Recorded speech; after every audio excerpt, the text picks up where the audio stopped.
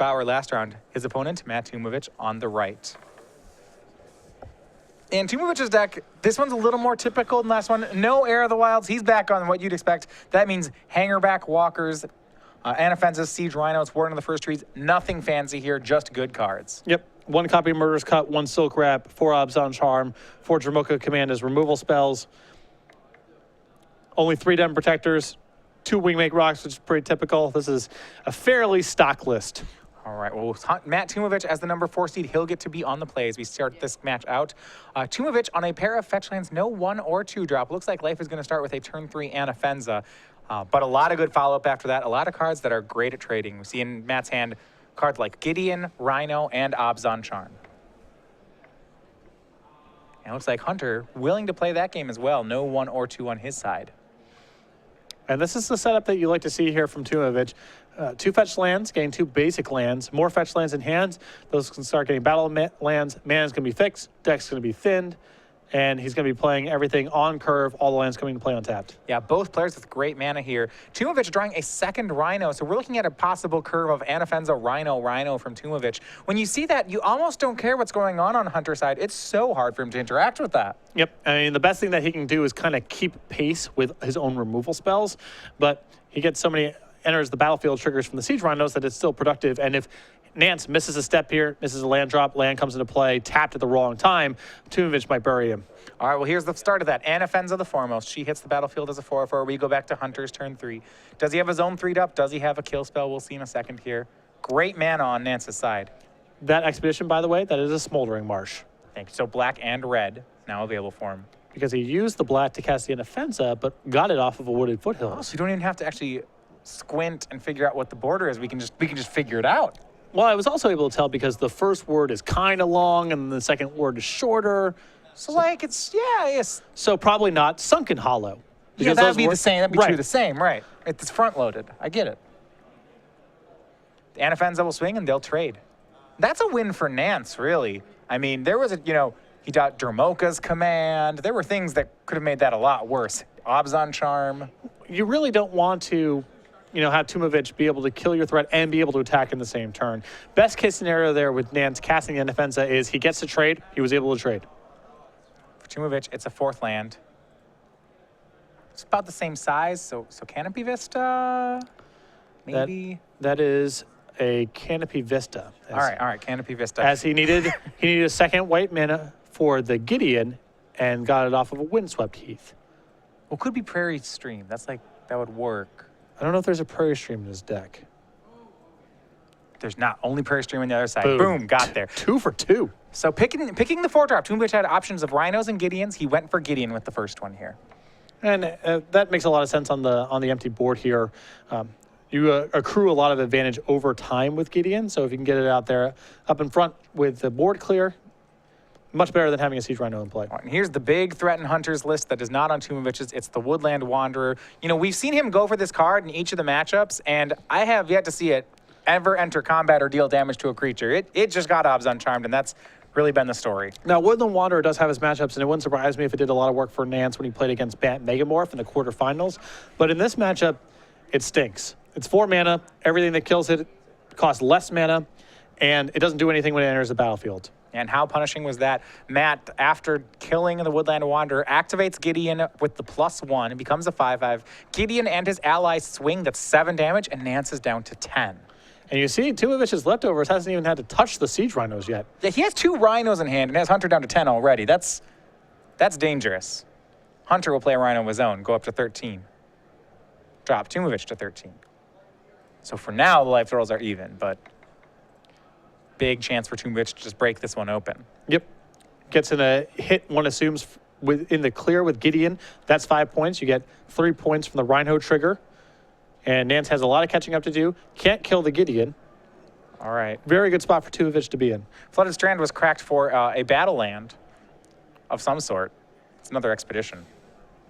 It's hiding out between a forest and a plains. It's got blue or white mana in it. Probably whatever. It probably doesn't matter. He's got great mana. He's going to cast some spells, and they're going to be good cards. He's playing Abzan. I don't care, and I I am annoyed by these expeditions. I'm going to put it out there.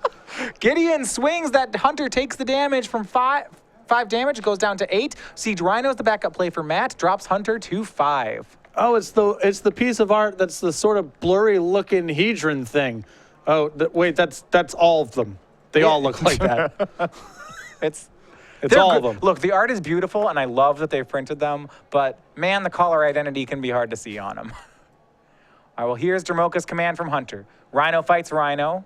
Hunter's Rhino wins. It works. He had to just basically play into a possible trick from Tumavitch there. And the second play from Hunter will be a Den Protector face down. Only one morph in his deck. Both players know what it is. At 5 life, Hunter's priced into blocking Gideon. Well, the Rhino right now is a 5/6, so he's got that covered. Yep. He can't beat any removal spell because of the Siege Rhino left over in Tumavitch's hand. I think Tumavitch's hand is land Rhino. It's close to being lethal. If he swings, Tumavitch can force the ally to trade with the morph. That's not bad. No. Swing with both.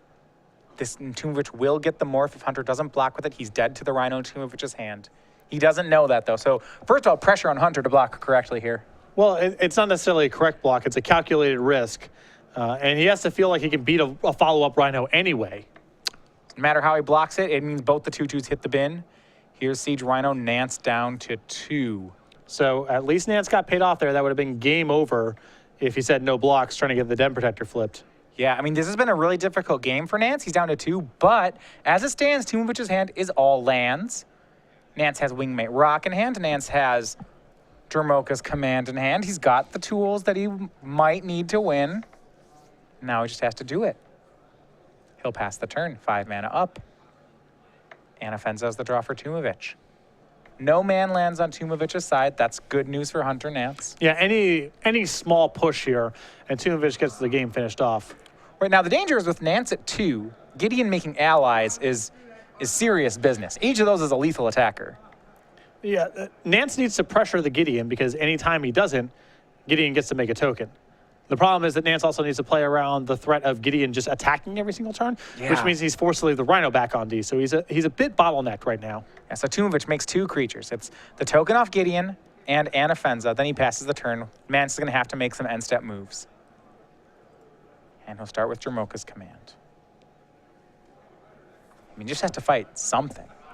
Yeah, Nance cannot waste mana at this point. He's got to cast it on something. And one of the strengths I really like about Gideon is that you can Gideon at 1 and Gideon at 4 are not appreciably different cards. An interesting move, Hunter Nance had Obzon Charm in hand. He went for Dramoka's command, fighting down Tumavitch's Siege Rhino, and actually did not play the Obzon Charm on end step. I'm guessing he's trying to get the Gideon with the Obzon Charm. The problem is anytime Nance leaves up 3 mana, Tumavitch is just going to hit the 0 button. It's unlikely he's going to be able to get the state that he's looking for. I understand the ambition here where Nance wants to make that play happen, but right, you do feel that Hunter just has to be mana efficient. He needs to throw out lots of spells here. Well, it looks like he's going to get paid off in some respect here, as Tumavitch is now making a move with the Gideon, but I don't know if he can survive everything inside of combat. So yeah, Gideon's plussed. All right, there'll be 3 attackers. All are lethal. They all swing. Can Hunter Nance survive? Yeah, he can exile Gideon. All right, Gideon's gone. He needs... if he has a Dramoka's command, he's alive. It looks like his hand's just 2 creatures and a Stubborn Denial, so this attack is going to do it. Tumavitch was making that attack, I think, because he drew Wingmate Rock, so let's see what happens, and then I could probably win with the follow-up, but wasn't even required. Yeah, good. If you look at Matt Tumavitch's side, you say, hey, good chance this attack wins. If this attack doesn't win, well, hey, we got a pretty good backup plan. There's a pair of flyers. And he can't sit there all day anyway, so good attack there from Tumavitch. He picks up game 1. All right, game 1 in Matt Tumavitch's camp. We will look at the sideboards. We've seen what Hunter Nance has done before. He has his control package, which has served him well. Has an excellent record in post-board games in these Obzon mirrors. Hasn't dropped one yet. And and for the first time that we've really watched Nance, he's playing against an opponent with similar tools. You see Tragic Arrogance, Wingmate Rock, Den Protectors, Counter Spells, Sorin, Tassiker floating around in one or both of these deck lists. These are the kind of cards you want for this matchup. The big late game haymaker is Tragic Arrogance. It can cement you when you are ahead, or it can catch you up a lot when you're behind. And all these other cards are either efficient removal spells, efficient threats, or we may rock the best threat in the matchup. You're right. So Tumavitch has some of that available to him if you kind of just comparing the two sideboards together. Tragic Arrogance available for both of them, though Hunter Nance does have one more. The differences between the two is that Hunter Nance has Disdainful Strokes and an extra Dromoka's Command, whereas Tumavitch has Self-Inflicted Wounds in his board as well. Which side do you really want to be on here? Well, this is keeping up with what we've seen in other Obzon matchups here where Hunter's opponents have been a little bit more aggressive. You don't see Self-Inflicted Wound in Nance's sideboard. He's trying to play a bigger late game here, and the 2 copies of Tragic Arrogance are really what he's trying to execute. Tumavitch a little bit lower to the ground here. He's a little bit more aggressive with copies of Self-Inflicted Wound, but he's not totally conceding the late game as he has access to a Tragic Arrogance of his own. Well, players get ready for game 2. This is the finals, Hunter Nance versus Nat Tumavitch. This is for the trophy. We've seen both players all weekend really been near the top of the standings. And now if you missed that and want to catch up on all the coverage from this weekend, check us out at Star City Games' YouTube channel. That's youtube.com/Star City Games. Subscribe and you'll get notified when we have our postings. So we have archives of all our Open Series events, including every match from this weekend in Philadelphia. In addition to that, we have our Versus Series videos. We see our top pros play games, explain matchups in different formats, as well as our Commander crew do Versus Series videos for those of you into the multiplayer format. Also, archives of our premium events. We have unboxing and so much more content available. You can find it all on YouTube, youtube.com/Star City Games. Down a game for Nance, though. Post board, he's been good, but he's going to have to be perfect. He needs both of these. He needs both of them, and I at least what we've covered of him so far, he has not played against an opponent who has been about as well equipped as he has. I still think Nance has a slightly better sideboard than the other Obzon decks we've seen, mostly because the blue cards seem very good, Disdainful Stroke and Stubborn Denial. But he is punching in the same weight class for the first time. I felt like his other Obzon opponents were sideboarding 4 or 5 cards. Tumavitch has a much more substantial sideboard for this matchup. You know, punching in the same weight class is a great thing. On top of that, just the experience and play skill with the deck from Tumavitch has been pretty solid on the weekend. You know, there haven't been any overwhelming blunders on Tumavitch's side. Hunter's going to have to work very hard for each of these wins. Yeah, I mean, Tumavitch there went with Gideon, where I think a lot of people have just instinctually gone with Siege Rhino. Notice that Gideon on an empty board is just worth a whole lot over the course of the game. Especially now with these Obzon decks not having something like Hero's Downfall on the list anymore. Planeswalkers on empty boards are even better than they used to be in this matchup. Right, the experience on Tumavitch's side does pay off. So for game 2, Hunter will be on the plate. That's the easy one. Matt Tumavitch is on the mulligan right now. That'll help Hunter even more. Though we've seen these decks be able to fight through mulligans, there's a lot of card advantage. A lot of ways to draw cards. A lot of cards that are worth multiple cards, so not the end of the world here. Yeah, it really does seem that way, especially in these matches. The player who's behind, the losing player, I've noticed it frequently is the one with extra cards. Hunter Nance died with 3 spells in his hand in game 1. You know, to that regard, and then you've talked about this before, when there's a lot of trading, the cheap spells seem to be what's important. I do still really like Hunter Nance's side of this when he has so many murderous cuts and cards like Stubborn Denial. Just his ability to play more cards and play them faster really has put him in a good spot in the matchup. Yeah, step 1 is just get your second spell, have it swallow up your opponent's turn, have it trade well.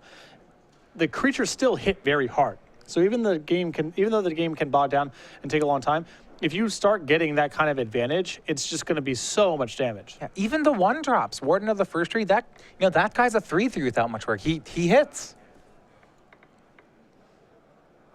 And Tumavitch keeping on 6. Now has a difficult scry. And we're underway. Tumavitch on the draw. Hunter will start with a fetch land, but no play. We go back over to Matt. Matt looks to be land heavy. Starts out on Sunken Hollow. How confident are you? Not.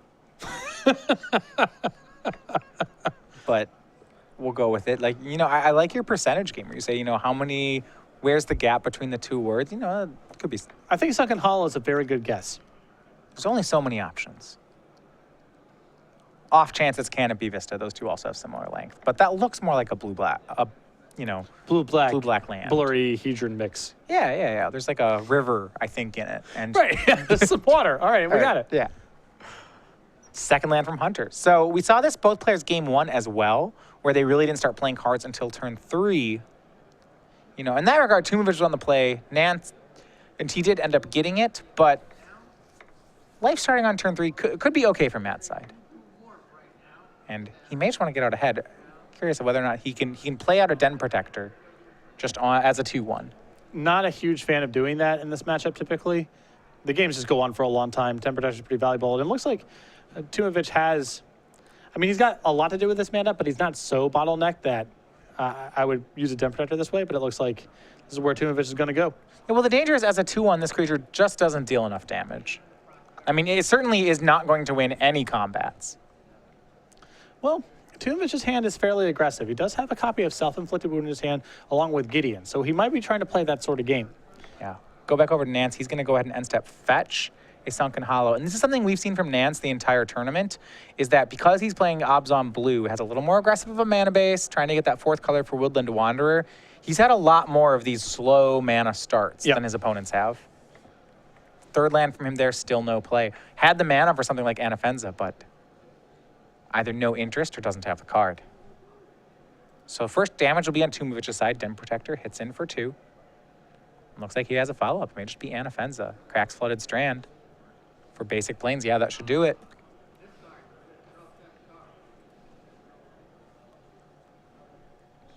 And 4/4 will be at the ready.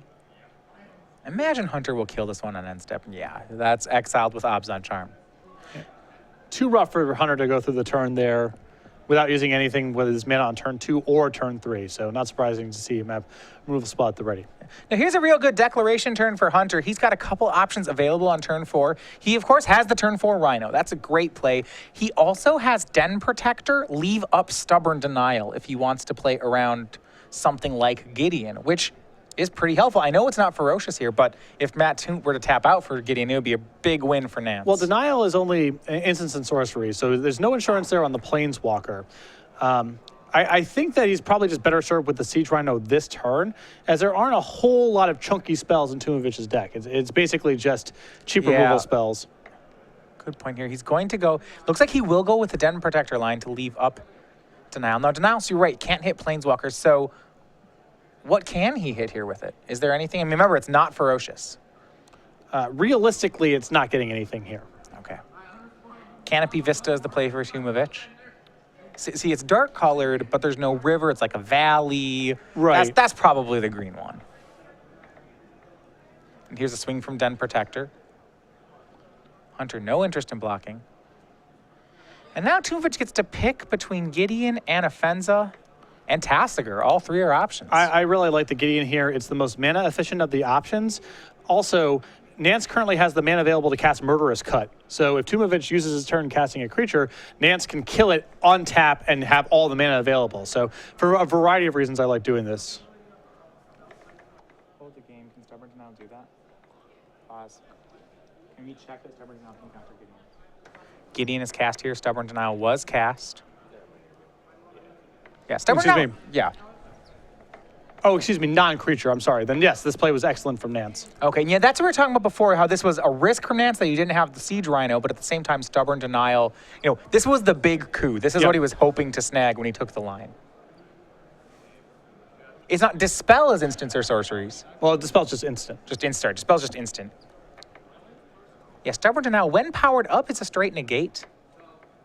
Great here. Now Nance really gets to follow up on that. Got to keep the board even. Really, that's the best card you could hope to hit with Stubborn Denial. Yep, and I think Tumavitch got trapped there a little bit just because of the concern of Murderous Cut. He could have played off curve for a turn and cast his creature, but if Nance has a Murderous Cut there, it's even worse for him. Yeah, well, a blue-black duel, it's really hard to read, right? You could have Cut or Denial, and with the cards he had in the graveyard, there was no way to tell. So you go back to Hunter Nance. He's behind on life points, but he's gaining card advantage here, as well as tempo. Last turn, he did what you've been saying is important. He played a threat and he played a removal spell. Yeah, that is the key, and we've seen it over and over again.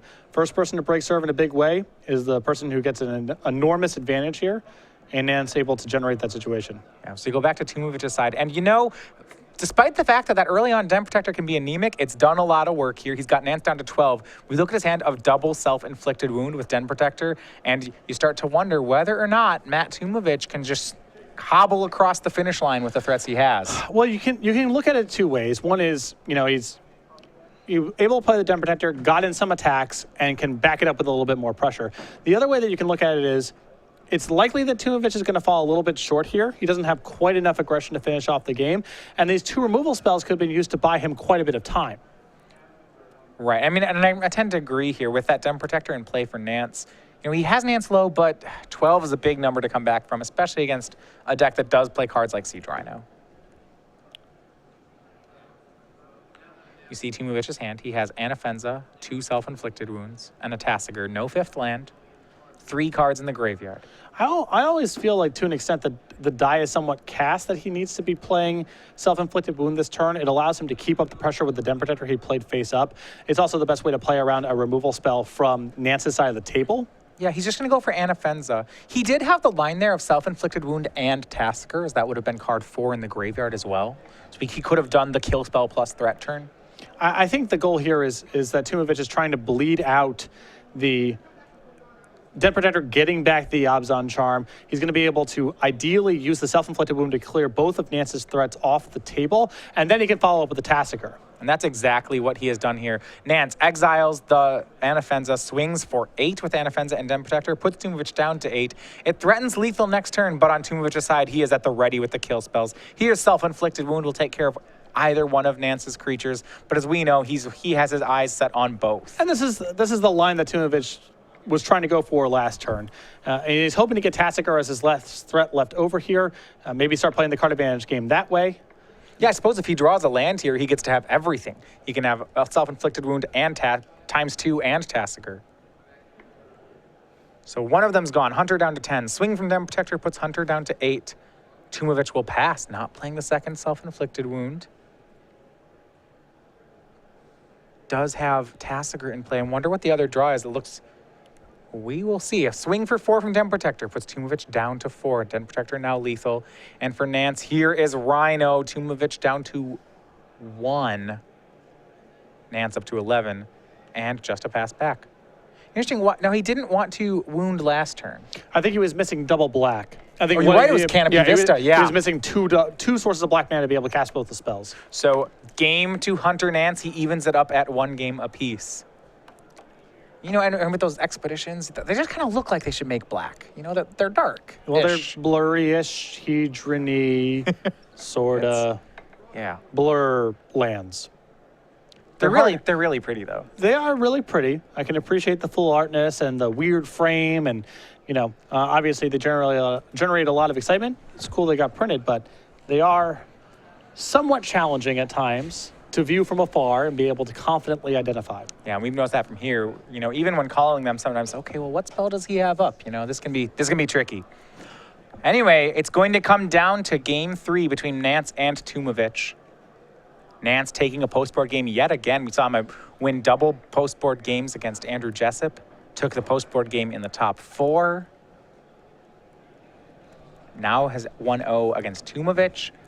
He is well set up for these. And that's thanks to cards like Stubborn Denial. That last game, how important was having Stubborn Denial on the turn for Gideon? Not only was Stubborn Denial itself huge, being able to take away Tumavitch's entire turn and counter one of the most important cards, the fact that he has both Stubborn Denial and Murderous Cut at the same time creates a lot of problems from the other side of the table. Tumavitch there made a play playing around Murderous Cut that walked right into Stubborn Denial. And it's tough to play these guessing games as well, because as we've seen, when those 1-mana exchanges happen on 3 or 4 mana spells, it's almost always game over. And if you just guess wrong, that's it. Yeah, and Tumavitch has been a pretty heads-up player this tournament. If Nance, say, only had Murderous Cut, as most Abzan players do, well, then Tumavitch, he made the right play in going for Gideon over something else. And if Nance only had Stubborn Denial, say Nance was, your Bant style deck, then Tumavitch could make the play of, well, I'll play the creature. And it is very difficult for Tumavitch to sculpt a game plan when Nance can represent so many things with so few lands. And it's 3 cuts versus 2 Stubborn Denials. So if you're looking at just on the math, Tumavitch played around the right card. Also, the Gideon is a much higher upside. Yeah, so double reason to go for Gideon there. But then you look at it, Nance had denial not cut. I mean, 3 versus 2, odds go one way, but not strongly. Well, the other argument there for Gideon is if you resolve Anaffenza and your opponent has stubborn denial in hand, there's no guarantee that matters for all that much.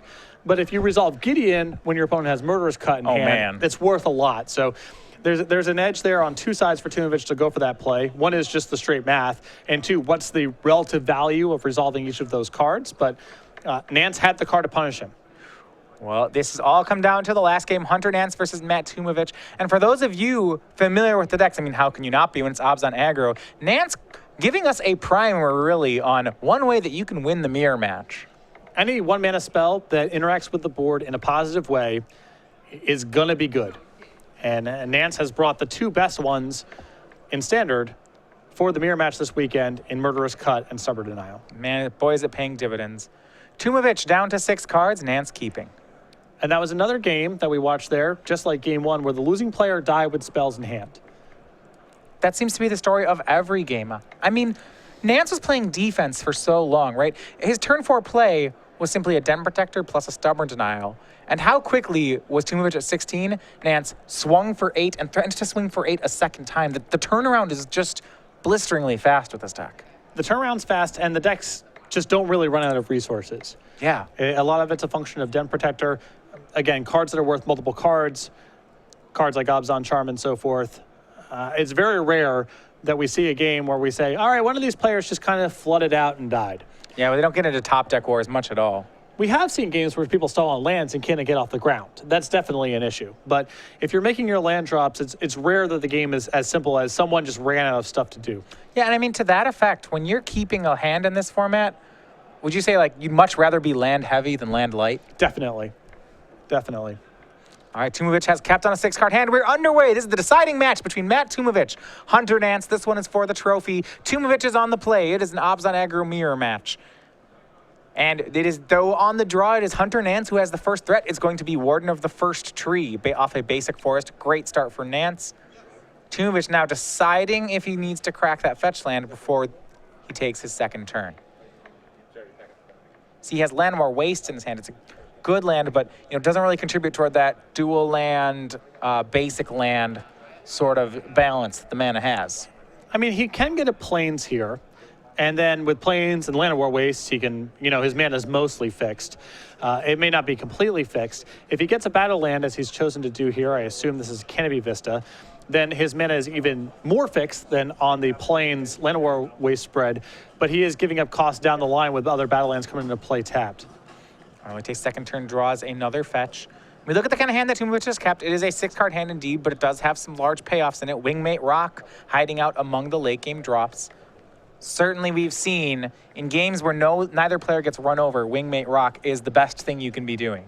And it's possible Tumavitch is willing to concede a little bit of equity with his battle lands down the line to just get his mana fixed early on, because he doesn't have that many battle lands total in the deck. There's only 4, I believe, 2 Canopy Vista, 1 Smoldering Marsh, and 1 Sunken Hollow. So there isn't a huge risk of him just drawing a battle land at an inopportune time and having it come into play tap. So it makes sense for him to prioritize just getting the mana fixed. Yeah, if they're all already in play, you don't have to worry about them coming into doing anything when you play them. You see Smoldering Marsh gotten there at the end step. He did take 3 off Warden. That and his 2 fetches has put Tumavitch down a quarter of his life points already. He's at 15.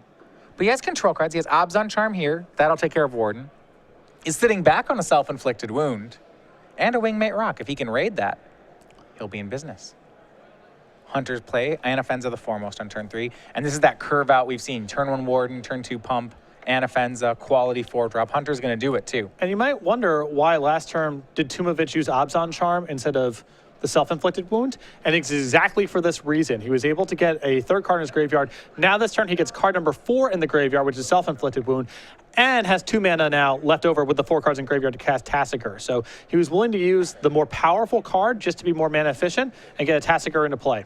Well, a lot of pressure on Nance here. Tassiger's in play. Can Nance kill it? Matt could raid a Wingmate Rock next turn. Now there's a lot of dynamic going on here. Nance did draw a Disdainful Stroke, so he could counter a Wingmate Rock if he leaves up the mana for it. But I don't think he's going to. He's going to go for the 6/6 Woodland Wanderer. But great card here, actually.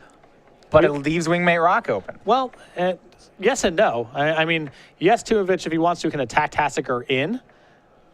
And maybe it's worth the bluff. I mean, if you attack in, maybe there's a chance Hunter says no blocks out of respect for Obs on Charm. That seems unlikely because Tumavitch could simply use Obs on Charm to remove the Wanderer anyway. And this is a lot of pressure. I mean, I don't think Tumavitch can just cast Wingmate Rock without raid. I don't think he can attack Tassiger into a Woodland Wanderer and then raid the Wingmate Rock. He might just have to say go and activate Tassiger. It's the only other line he has here. And you know, all day when we've been seeing Hunter play these matchups, Woodland Wanderer has never attacked, it has never blocked, it has never fought another creature. It's just died to removal. This is the first time we've seen this creature survive, but we do see why Hunter likes it on the weekend, because this creature is going to survive, and it is terrifyingly large. Tumavitch picking between three really tough lines. He ended up deciding to go with Tassiger, Swing, and Raid Wingmate Rock. Well, we're going to see what happens first. I mean, he's really hoping Hunter says, take it. take it. The thing is, I think that Hunter should be running a block here, because if you're worried about Obs on Charm, there's a good chance that Tumavitch would have just done it ahead of time, gotten his 4 points of damage. And if you take 4 here, and then Tumavitch gets to raid a Wingmate Rock, it's a big swing. Wow, and the bluff from Tumavitch is going to work out, and that might get him the game. Hunter didn't want to be blown out by Obs on Charm, said no blocks, went to 13, and now it's Wingmate Rock from Matt Tumavitch. Really gutsy play here from Tumavitch. I love it. When you're behind here, he needed to make that real, he needed to throw a Hail Mary out. Matt found a line that he could go in on, and he did it, and it worked. That might win him the tournament. That was such a risky play. I don't know if I would have been able to do it in the same spot. But Tumavitch is back in it. And Hunter Nance attacks. Tumavitch takes 6, and Nance gets a Wingmate Rock back as well. But what a draw for Tumavitch. His draw was Gideon. Unfortunately, he can only push. He can only push so hard in this spot. There's a lot of situations here where you could potentially say, Gideon, make an emblem, attack with my rocks. But Tumavitch is already behind in the life race by quite a bit. So let's go back, because everything happened really fast there. After making the Wingmate Rock, Hunter attacked with the 6/6. Tumavitch had the option to double block it, but he declined. The Wingmate Rock raid is going to happen regardless, but declining that trade really put Tumavitch in a tough spot life point wise. Well, he could have gotten blown out by all sorts of cards if he blocks. Sure. That's a much riskier block than he put Nance on the previous turn. Absolutely. So Gideon is played. Matt's going to make an emblem with it. He can't attack yet, though. But what he does have is he has excellent blocks in play. Now that his Wingmate Rocks are 1 bigger, there's not a good attack in the air for Hunter Nance. Yeah, and I like this block with everything play here from Tumavitch. He still kills the Woodland Wanderer even if Nance has 1 removal spell. Right. There was an attack with just the 6/6, and Matt, everything in front of it. A 4/5, a 5/6, a 4/5. If he double blocks, then 1 removal spell ruins him. Game over. So he's willing to sacrifice the Tassiger here to ensure that the Woodland Wanderer gets off the table. And we'll see Hunter can choose to trade 1 for 1 with any of the creatures if he plays nothing. Most likely, because Tumavitch is out of cards, Tassiger is the most important card, and that's the conclusion Nance is going to come to. So Woodland Wanderer trades for Tassiger, no life point trades, still 13-7 in favor of Nance. And land from Nance. We'll see where he gets to go next. It is Den Protector face down. That's a huge play right now as it can get back Woodland Wanderer. A lot of pressure on Tumavitch to have something and have it soon. The problem is that Tumavitch is behind kind of on all fronts right now. He's got an inferior board, or at least it's close to parity, but fewer cards in hand.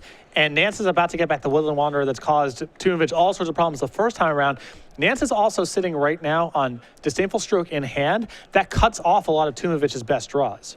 Den Protector, end step from Hunter Nance will get back Woodland Wanderer. He may not win with finesse, but one thing he can win with is size. His creatures are just bigger, and he is making a statement with them. That 6/6 going to come back again, and even through the Gideon emblem, it is so tough for Tumavitch to deal with it. So another land from Nance. He can remake the 6/6. He still has a Disdainful Stroke to leave up. Going well here. This is Woodland Wanderer, all 4 colors once again for Hunter Nance. And that's going to be That's going to be a tough one. That fetch land from Hunter can still get a Prairie Stream that's left in his deck to cast Disdainful Stroke, so he gets to leave up the counterspell as well. And on the board, Hunter, he is threatening lethal. 4 attackers, 2 blockers, 6 life. That would do it. Tumavitch down to 1 card in his hand. If he makes a play on the board right now that gets countered by Disdainful Stroke, that's going to be it. Nance just gets to untap and attack for the win.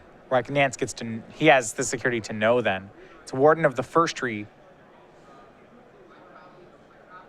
He'll level it once to a 3/3 and once again to a 3/3 lifelink. Fine play by Tumavitch. That's the best draw he has in the deck right now. It's something that can't be Disdainful Stroked that has the impact of an expensive spell. So it can't be better than this. And with that lifelink, it's still very close to being, it's close to being lethal. It's not lethal. If Tumavitch can't kill this, we got a game again. Yeah, I mean, once that Warden gets counters, I mean, remember that Warden is repeatable. So if Nance can't attack this turn, I imagine Tumavitch is just going to be double blocking with the rocks here. If Nance can't attack this turn productively, it's not going to get any better. And I mean, this is going well for Tumavitch. Things seemed like they were out of reach. Tumavitch just threw out the boldest of attacks. And this might even pay off. Woodland Wanderer got Den Protector back. It's swinging, but it's being blocked by 2 birds. If Tumavitch untaps and has the swinging with this Warden of the first tree, I mean, that's a 9/9 lifelink. I'm not sure that Nance has an answer. It's possible Tumavitch is going to want to hold off for 1 turn here because Nance has 9 power on the table. So he could still lose the race even if he pumps. But if he end step pumps, untap, does it again, that's lethal. Yep. Tumavitch has played his heart out to get to this spot. He also, Tumavitch, if he wants to, can also just cash in his chips. He can attack with everything. Most likely, if Nance had a removal spell, we would have seen it last turn, most likely. If Nance wants to put everything in front of the Warden token, you still ain't getting quite a bit of damage. You wipe his board, and you get in some hits. I think he's better served waiting 1 more turn. Well, let's see. So Nance has 10 toughness worth of creatures, and even with a pump and the Gideon emblem, Warden of the first tree is only a 9/9, so he doesn't actually get all 3 of Nance's creatures. He gets 2 of them. We're at all 3. It feels like a great attack for Matt. Even now, it feels like a good attack. Yep. And if he drew a trick here, then he's golden. Well, it would have to be a 1 mana trick, right? Because he has to pay 6 to pump Warden. Yep. I mean, they exist. Murderous Cut is a card that they play. Boy, would that be great here. Though Hunter does have a Disdainful Stroke. So here's Warden. I mean, Nance has to block, right? I imagine Nance is just saying block with everything right now. I mean, if Nance can't block with anything less. And no pumps for Matt. He's going to trade it with the Wingmate Rock. All right, let's see. What do you have in store, Matt? Oh, my. Den Protector. It's good. It's got to be so frustrating now in Nance's spot where if Tumavitch ever just drew one of his best cards, something expensive, the game would be over. But Warden is creating so many problems. Den Protector flips up. And remember, Nance can't block Den Protector. It's pumped from that Gideon emblem. Yeah. And I like Tumavitch there not trying to shoot the moon. I mean, he got in a good attack there, drawing Den Protector that turn. He gets to rebuild over the course of a couple turns. If he makes a big pump there, it's his whole turn. He doesn't kill everything that Nance has. So he's slowly chipping away. It's so tempting to make that all-in line where you just sit back, you pump twice, and try to swing for the win. I like that Matt took the conservative line. You know, had he gone for the big play and not Hunter just draws a kill spell, it kills him. On top of that, with Tumavitch making that attack, he gets to go, okay, get your rock off the table. Now the sky is clear. He can start attacking with his rock into Nance's rock because his rock is a 4/5 because of the Gideon emblem. So a lot of good stuff going on that attack last turn without Tumavitch exposing himself to that much risk. Well, we go over to Nance. Nance played Siege Rhino for the turn to put Tumavitch back down to 7. And we see now with Tumavitch, he's ready to level up that Warden again, sitting on 7 lands, 7 life. So that's a concern, but see Nance a draw. And just two levels up on the end step for Tumavitch. Makes it a 3-3, gives it trample and lifelink, and we're back where we were before. Matt can spend all his mana to pump the Warden up to 8-8. I think he's going to pass and go for it again. Yeah, now this is the play that he could have made a couple turns ago. It's the big finish. End step pump Warden again. So here we go, 6 mana Warden up to a 9-9. Tumavitch is going to untap. First, he'll crack a fetch land. Wow, and this attack, I believe Nance just has Disdainful Stroke and lands. I don't think he has the kill spell for Warden. We're going to find out in a minute. If Warden pumps a second time, remember, you can use that last ability as many times as you want. It will be all the way up to a 14-14 lifelink trample. If you look at Hunter's creatures on the board, combined, they only have 10 power. They can't even take down the Warden. Look at this, no blocks from Hunter. And if you're in Tumavitch's spot, you hope it's no blocks. That's... Well, one or the other, Tumavitch is going to find out right now if there's a removal spell hanging out. Wow. And Hunter Nance. The body language does not engender a lot of confidence right now from Nance. A game where he was so far ahead, and he may have, this Disdainful Stroke has been in his hand the whole game with the mana up, and because Matt has been just surgically recurring Warden to the first tree. It's the biggest late game card, and it's the one late game card you can't Disdainful Stroke. And it looks like Tumavitch is saying, all right, well, there's no reason for me to pump beyond what I'm doing right now. Just pass it back to you, get in a big shot, gain some life. Well, it's not lethal this turn. It'll still be lethal next turn. Exactly, so there's no real incentive to go for it. So one big draw left for Hunter. Can he draw the kill spell? He draws a card. We'll see. I don't think he has it. Matt will pump on end step. Creature now a 14-14. You got to give a lot of credit to the way that Tumavitch played this game. If he didn't go for that Hail Mary, that was unbelievable. Attack, if Nance just goes and blocks, there's no way Tumavitch has the resources to get the game to this point. I mean, just absolutely.